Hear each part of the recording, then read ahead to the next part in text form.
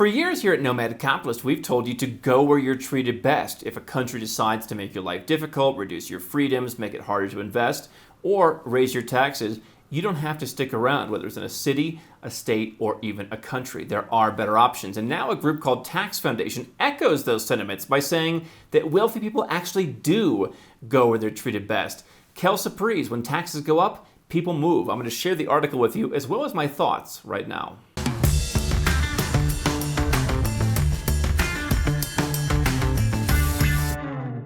Hi, I'm Andrew Henderson. I'm the author of this book. And here at Nomad Capitalist, we have a team of over 40 people all around the world, a network of global experts I've curated over the years, and yours truly. We all help 7- and 8-figure entrepreneurs and investors legally go where you're treated best. You can learn more at nomadcapitalist.com. So I came across an article, this is from a couple months ago, from a group called Tax Foundation. I think it's a think tank. And I'm not going to go through the entire article. It's well presented, but not the kind of article that's perhaps easily read in this context. So I'm going to give you the highlights. The topic, or the headline of the article, evidence suggests that tax rates influence migration decisions.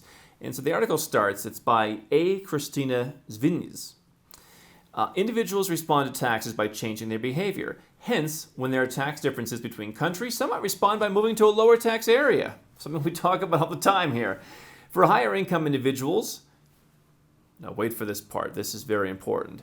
The benefits of moving as a result of higher taxes are greater because they have more income or wealth at stake. Imagine people who are making more money and have more wealth are the ones paying higher taxes, who therefore, when taxes go up, whether it's the Biden administration, whether it's under Justin Trudeau, whomever else, you have more to lose. And so the first thing that comes to my mind is people who don't like what we talk about.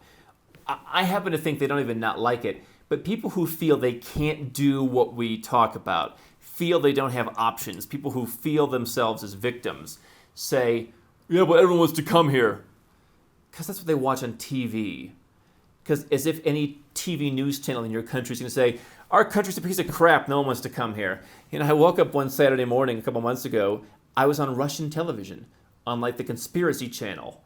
And they were playing my video of talking about when I renounced U.S. citizenship. And they said, oh, look at him and all these other people. They're all moving to Russia to leave the U.S. because Russia's so great. Anyone in the U.S. or anywhere else think that Russia's so great? Russians do. Americans think everyone wants to move to their country. And here's the thing that comes to mind. Out of the people who want to move to countries like the U.S., Australia, the U.K., certainly some of them are very well-educated people. But you also have, what gets the news at least, when people say everyone wants to move here, they're generally referring to some caravan that's coming in from El Salvador. I've been to El Salvador. I like the Salvadorians. Nobody loves the Salvadorians more than I do. I can tell you that. Believe me. And I feel very badly for people who are so desperate that they have to pack up and leave that aren't in the position that we as nomad capitalists are. But to say that people are moving from the worst parts of El Salvador to come to the U.S. and take a job, potentially not making a lot of money, they're not the ones paying the 50 and 60% tax rates. In fact, even if they were, I don't think they would care. Their goal is just to go somewhere that's safe and to have more economic opportunity. I respect that a lot. I also respect that it's not the situation that you're in if you're watching this. And so to say that them wanting to come to the U.S. means you should stay there because it's the best country in the world is totally like apples and oranges. And so that's the first thing. Now the article continues, and I basically want to tell you about the areas that the article groups this into. The first thing is migration response to income tax. We have seen some studies. Now, and you can have a study in anything, and different groups, impact studies in their own way. But we've had a number of studies, some of which are referenced here, about how people respond to higher income tax. When New York City wants to raise its income tax, or states want to raise their income tax. Look at California. I'm not saying people have been just leaving California in droves over taxes. It's also due to freedom. It's also due to rising costs, lesser opportunity. Taxes are a part. You see a lot of successful business owners who have left California because they just can't help themselves but tax people. And then their governor comes out and says, where are you going to go? Yeah, it's 2021. Where are you going to go? There's nowhere else to go but California. And so migration response to income tax, definitely a big thing, especially at the high income rates. States in the U.S. are still introducing new millionaires taxes. I forget, it's hard to keep up with all of them. There was a state the other day that just came out, new millionaires tax, if you make $1 million or more a year. By the way they're inflating the money supply, $1 million a year is certainly not what it used to be. And so that's the first issue. If you are a successful entrepreneur, we work with many of them, what I frequently hear from people is, I am demotivated living in a place where I give away half of my money in income tax. And I've seen this myself. When you move to a place where you can legally pay 0 or 5 or 10%, you not only keep the extra bundle of money, but you open up new potential, and you realize, hey, if I can keep 90 cents on the dollar rather than 49, it's worth it to go out and expand my business.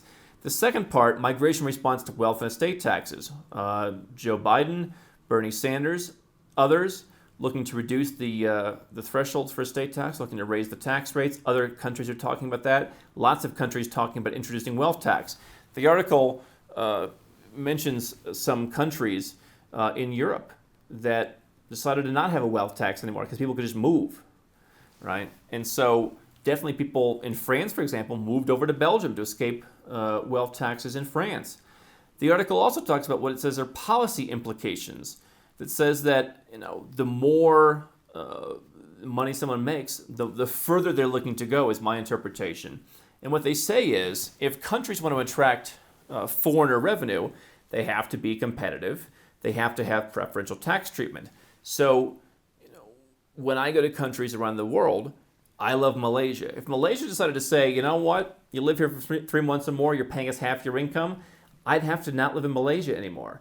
I'm willing to pay something to Malaysia, but quite frankly, Malaysia makes more off of me living there 4 or 5 months a year than they make off most, or at least their average tax-paying citizen who's got a job and uses social services. I pay a lot more in sales tax and all kinds of other, little taxes, buying nice wines or going to nice dinners, buying stuff at the store. I pay a lot more if you run the numbers than the average person with a job does in income tax. And so, a lot of countries are realizing they want to be preferential to people like me because I'm not from Malaysia. I can go there or to one of any other 200 countries. And so, they want to get my tax dollars from all the other things that I buy, whether it's the obscene duties whenever we want to celebrate, we buy champagne, the obscene, import taxes and markups on that, or, buying stuff at the store and paying the sales tax. They have to make it palatable for me. They have to make me want to be there in order to put that money into their economy, in order to go to restaurants. There's so many restaurants in Malaysia. They should want any foreigner to come in and support their restaurants because it's a tough business there. And so that's what the article says. Now, to me, this is absolutely no surprise. Quelle surprise, when taxes go up, people move. And the more money you have, the more likely you are to move. This is what the average person doesn't understand. I talked to some younger people who are just becoming successful for the first time, and they're a little bit skeptical or a little bit scared to get into this nomad capitalist stuff because all their friends, still make 60 grand a year. And they're having to find some new friends who understand their multi-million-dollar income lifestyle. But their friends don't get why are you moving for taxes? Well, when you pay 4 grand a year, yeah, you're not really that motivated. When you're paying 400 grand a year, you're a lot more motivated. So, absolutely no surprise that people move because of taxes. Now, let me share some concerns that I have. Number one is, if you are an American, the U.S. taxes you no matter where you live in the world. And so one thing Elizabeth Warren said when she was pumping her new wealth tax idea, when people in the media said, well, wealth taxes failed even in France. In France, it's basically a labor union with a flag. Wealth taxes failed there. She said, oh no, you silly reporters. Oh no. We have extraterritorial tax. You can move anywhere in the world and we're still going to get you. You can't cross over the border to Belgium. You can't cross over the border to Mexico. We're going to get you because we have extraterritorial tax. And I've heard politicians in other countries like Canada and others say, yeah, why don't we be like the U.S.? Let's not be competitive. After all, we're a legacy brand country. We're coasting off of our reputation from 50 or 100 years ago.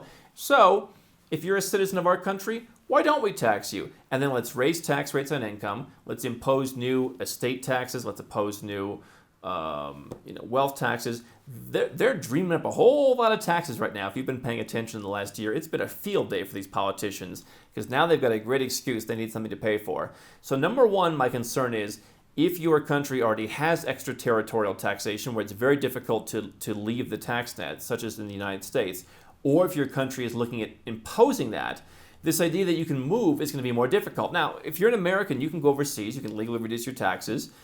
You can reduce them in Puerto Rico, you can reduce them offshore. You can pay as little as single digits. It's going to be difficult for most really successful people to pay zero anymore, but you will be able to pay a heck of a lot less without giving up your citizenship. And so, not a bad option, but certainly fraught with paperwork, much more complicated. And so if extraterritorial taxation continues to encroach on more countries, that'll be an issue. The second thing that I'm concerned about, that I've seen a couple times in the media recently, is retroactive taxation. We've talked about this before. I told Robert Kiyosaki about it. I was asked about it when I was on Fox Business. I think before the interview on Fox Business, we talked about retroactive taxation, how not only in California was the California government, they keep trying to put up this wealth tax and other tax hikes, and every time it's like, hey, if you left in the last X period of time, we're going to come after you. Even one proposal in California said, if you just visited our state for 60 days, we're going to come after you for the next 10 years. Also, a lot of people, this is what the issue from Fox Business, people were concerned at the end of 2020 that when Biden got inaugurated, that he was going to pass some kind of new estate tax rules in the middle of 2021, and then they would be retroactive to January 1st.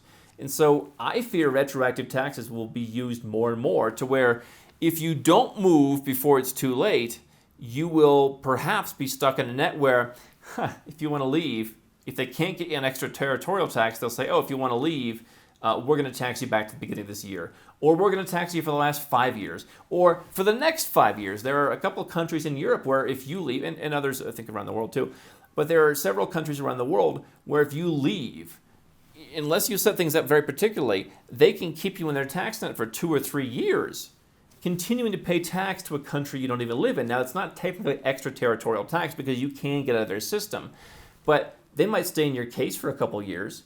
And so there's different versions of that from some of the Scandinavian countries to, the French can't live in Monaco. Mexico at one point had a system like this. They still do in some regards. So that's an issue, is can countries say, you're stuck in our net? My response to that is, or my thought on that is, for so many of you who are sitting in your country, watching taxes go up, watching politicians, they're ready to go with more taxes. This is their moment. You're seeing more progressives, more liberals being elected than ever before. They've got this great excuse. I don't think in 20 years they've had such a great excuse to raise taxes and promote more government overreach. And so many of you are sitting in your country saying, well, when things get bad enough, I'll leave.